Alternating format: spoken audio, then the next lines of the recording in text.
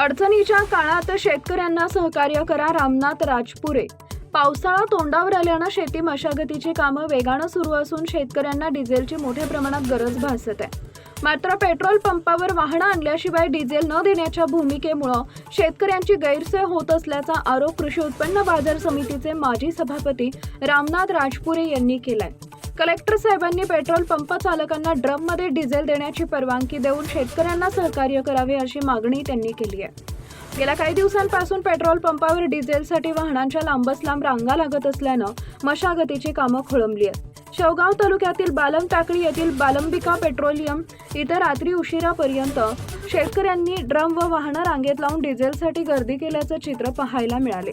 शासनाच्या सध्याच्या धोरणामुळे शेतकऱ्यांना मनस्ताप सहन करावा लागत असून तातडीनं निर्णय घेण्याची मागणी आता जोर धरतीये। टाइम्स ऑफ महाराष्ट्रसाठी अहिल्यानगर प्रतिनिधी जयप्रकाश बागडे यांचा रिपोर्ट। घेतलं पाहिजे। आज शेतकरी मेटीकुटीला आलेला आहे, नांगरटी रोट्या हाणायचा, कोणाला पाया टाकायच्या, पावसाचे दिवस डोक्यावर आलेले। या ठिकाणी आज 21 मे म्हणजे पाऊस जवळ आलेला आहे आणि शेतकऱ्यासाठी शासनाने गांभीर्याने घेतलं पाहिजे। आणि आम्ही पूर्वी सकाळी जर आरटीजीएस मारलं तर संध्याकाळी टँकर येत होतं, आज 4 दिवसांनी टँकर येतं। त्याच्यामुळं पंप मालकाचा सुद्धा पेट्रोल पंप मालकाचा नाईलाज झालेला आहे। या आम्ही कोणाचंच समाधान करू शकत नाही।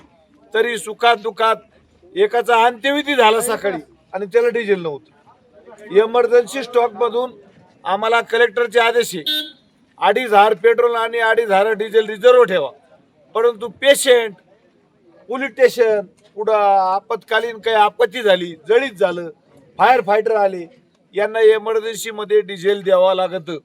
त्याच्यासाठी 2,500 रिझर्व आहे।